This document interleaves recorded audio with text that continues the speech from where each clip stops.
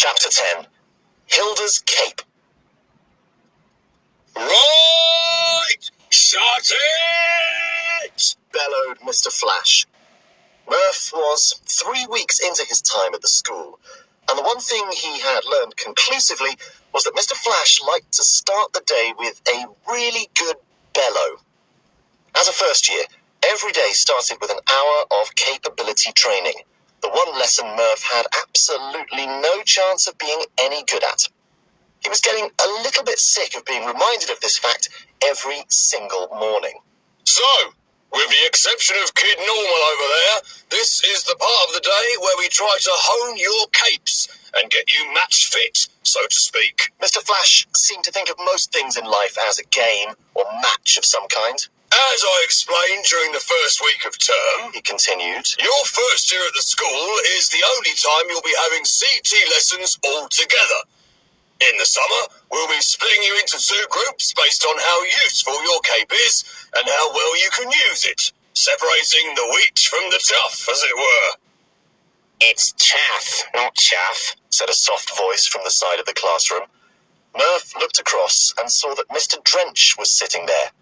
Murph recognized him as the small man he'd seen the evening he and his mum had first encountered Mr. Superman. He was easy to miss, sitting silently against the wall, his fluffy hair not quite hiding large, slightly pointed ears. Mr. Flash paused, looking irritably across at his colleague. Yes, the chaff, of course. One of your specialities, Mr. Drench. Mr. Flash turned back towards the class. By the way, Mr. Drench over here is going to share custody of you lot from now on, and then next year he'll look after those of you unable to, how shall we say, spread the mustard. The winners will continue with me, Mr. Flash declared. It's capped the mustard, said Drench under his breath, unable to get a word in edgeways. Well, Drench, we've got quite a few candidates for you here, so why don't you tell us what your group's all about? Mr. Flash continued gruffly. Certainly, replied Mr. Drench with a fake, thin-lipped smile. He stood up, although you could barely tell. He was a mole-like man, short and stubby, with rounded shoulders visible underneath his horrible tweed jacket. He pushed a pair of small, round spectacles further up his nose and began speaking. As Mr. Flash was saying, I'll be taking most of you for CT next year. It'll be my job to make sure that once you've finished school, you're able to hide your capes as well as possible in real life. The world's a dangerous place for someone with a conspicuous or volatile cape. There are people out there who would love to ridicule you publicly, or worse still, use your cape for evil. Hilda's hand shot up. Yes, Baker? Replied Mr. Drench. And how do you decide which of us go in Mr. Flash's class? She asked. It's quite simple. It all depends on how you perform in the PCAT. Murph, baffled, started to hoot before realizing no one else apart from Mary and Hilda would get the joke. Who can tell me what the PCAT is, please? He said. I can, said Mr. Flash, jumping to his large feet again. The PCAT is the Practical Capability Aptitude Test, and it happens every spring. On that day, you'll be pushed to your absolute limits, and those that prevail will join the high flyers in my class. The remnants, as I like to call them, will be with old Drenchy over here, learning how to hide. He spat the last word out viciously, making it very clear what he thought about the kids that ended up in Mr. Drench's class. And that's all I'm going to tell you about the PCAT for now, because the first rule of PCAT is, if you ask me about it, I'll tell you to shut up. Mary was feeling extra mischievous today. Sir, she began. Yes? Mr. Flash snapped. About the PCAT? Shut up! He barked. Mary put her head down so Mr. Flash couldn't see her chuckling. As she looked around for an ally, Murph caught her eye and made a face. Meanwhile, Mr. Drench rolled his eyes and slid back down into his seat. Anyway, you little squirts, you'll find out more about that on the day.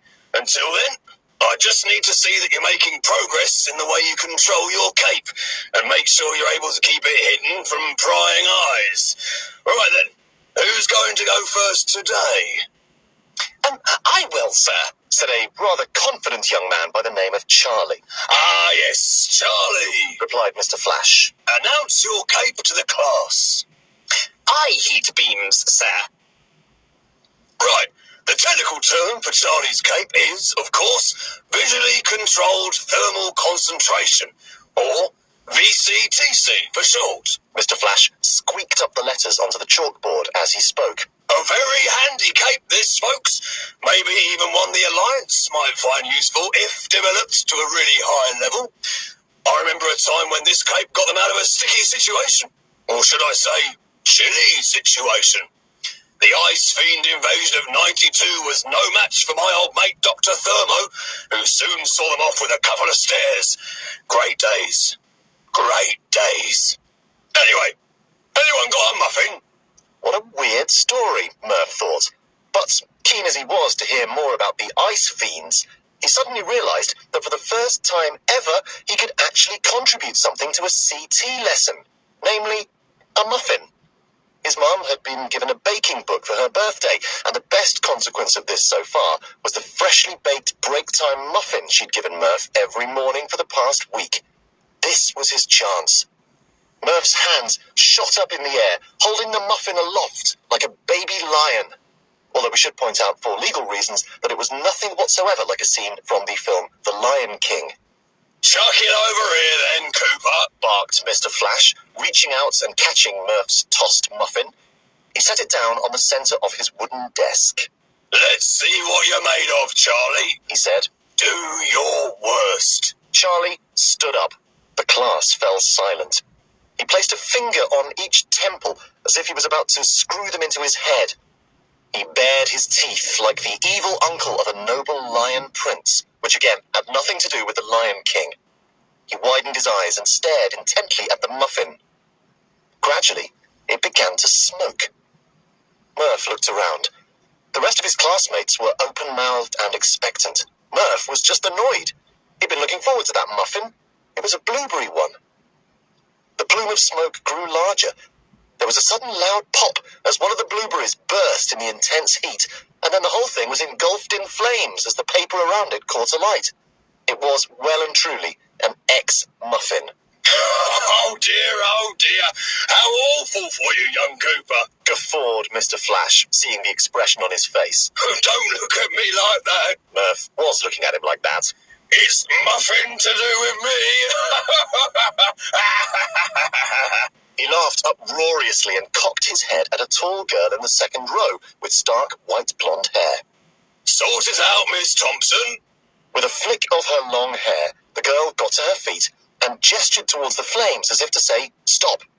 There was a sharp, crackling noise as the muffin was immediately covered in frost. Oh, that's really coming along, isn't it? Very nice indeed, Elsa. Mr. Flash congratulated her. See that, everybody? True talent, the both of you. I'll certainly hope to see you in my class next year. And thank you, Cooper, for supplying the muffin. Not a complete waste of space, are you, after all? Just make sure you always bring a selection of pastries from now on. The class all laughed. Elsa, who we should point out is absolutely nothing to do with the film Frozen, sat back down with a smug expression. There was a tiny tinkling noise as Murph's muffin fell to the floor and smashed. Cheers, everyone, Murph said, deflated and hungry. Right, you horrible lot. Who's next? Who haven't we heard from for a while? Asked Mr. Flash. Out of the corner of his eye, Murph noticed a slightly plump arm waving about in the far corner of the classroom. It was Hilda. Murph couldn't wait to see how she got on in CT with her truly unique cape. Come on then, Baker. Let's get this over with, Flash said. Hilda shuffled up to the front of the class, her cheeks glowing as she sidestepped the puddle that used to be Murph's muffin. Now, the capes we've seen so far today are useful ones, said Mr. Flash, going back into lecturing mode. Hilda, however, he gestured at Hilda, who was hopping anxiously from foot to foot, has, like many of you at the school, what we describe as an anomalous cape. Or, to put it another way, A completely useless one. Hilda, please demonstrate. Murph knew what was about to happen, and he couldn't wait. Undeterred by Flash's criticism, Hilda sprung into a sort of judo combat stance with both her palms stretched out in front of her. She screwed her face up in concentration and, with a minuscule whinnying noise, her two tiny horses popped into being and cantered across the tabletop. The class erupted with joy, with many students immediately grabbing their phones to try and take pictures. Mr. Flash rapidly regained control of the room with the internationally recognized teacher noise, which consists of going at the top of your voice. Thundered Mr. Flash at a lung-busting volume. The class fell silent. Mr. Drench had risen to his feet again. This is exactly what shouldn't happen, He told them earnestly in his reedy voice. We must keep these capes secret and away from prying eyes. You must not take photographs of Hilda's horses or anything else you see in this classroom, He said.